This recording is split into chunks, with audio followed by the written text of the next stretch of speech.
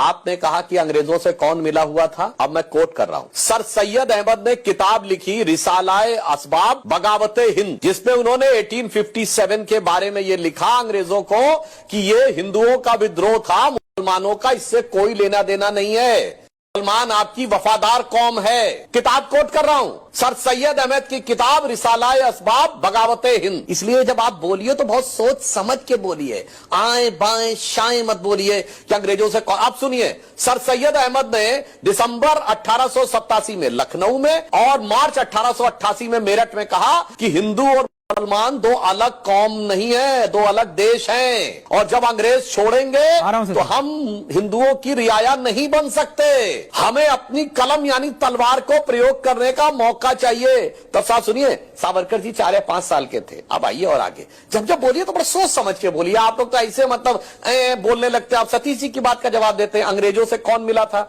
सतीश जी, जिस पार्टी की स्थापना एक अंग्रेज ने कराई, एलन ऑक्टेवियम ह्यूम, वो तो अंग्रेजों से मिली हुई नहीं थी। जिसके पहले 25 साल में दर्जनों अध्यक्ष, कांग्रेस पार्टी के अध्यक्ष अंग्रेज सेक्रेटरी रहे। अगर आपको नाम ना पता हो तो बता दो, William Wedenberg, George Yule, Alfred रोब इत्यादि इत्यादि, ये ब्रिटिश सरकार के सेक्रेटरी थे और स्वघोषित लड़ने वाली पार्टी के सदर थे। 1910 में कांग्रेस का अध्यक्ष विलियम वेडनबर्ग ब्रिटिश गवर्नमेंट का सेक्रेटरी था, जिस साल सावरकर जी को 2 जन्मों का कारावास हुआ। अच्छा ये बताइए, ये अंग्रेजों के झंडे के नीचे शपथ किसने ली? 1937 प्रोविंशियल असेंबलीज इलेक्शन में राज्यों की सरकारें कांग्रेस की बनी, किसकी शपथ ली थी? क्वीन के निष्ठा की शपथ यूनियन जैक के नीचे ली थी कि नहीं? 42 की कॉन्स्टिट्यूंट प्रोविंशियल असेंबली में शपथ ली थी कि नहीं? और 2 सितंबर 46 को नेहरू प्रधानमंत्री बने, अंतरिम सरकार में वेवल ने शपथ दिलाई, क्वीन के निष्ठा के नाम की शपथ ली, यूनियन जैक झंडे के नीचे।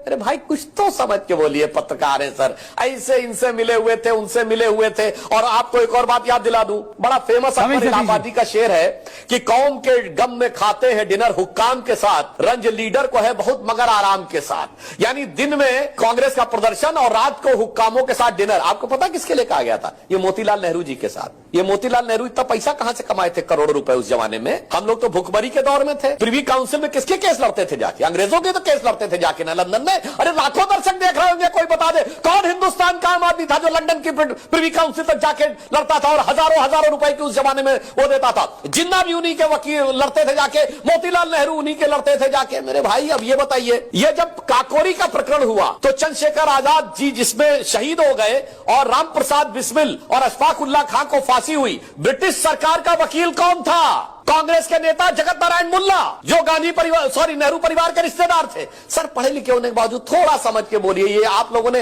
अब बताता हूं, ये जो एक तरफा हिस्ट्री पढ़ाई है ना, इन्होंने कहा सच झूठ, तो मैं साहब से भी कहना चाहता हूं, साहब कुतुब मीनार कुतुबुद्दीन ऐबक ने बनवाई, एक आरटीआई लगाई गई थी 10 साल पहले। एनसीईआरटी से पूछा गया आपने किस आधार पर बताया? हम सब ने किताब में पढ़ा है। एनसीईआरटी ने लिख के दिया हमारे पास कोई डॉक्यूमेंट्री एविडेंस नहीं है कि कुतुब मीनार कुतुबुद्दीन ऐबक ने बनवाई। इसीलिए मैं कह रहा हूं, ये हटा दो ये इतिहास झूठे तुम्हारे, यहां जर्रे जर्रे पे सच है लिखा रे। जो कोई किताबें ना बानी कहेगी तो माटी सभी की कहानी कहेगी।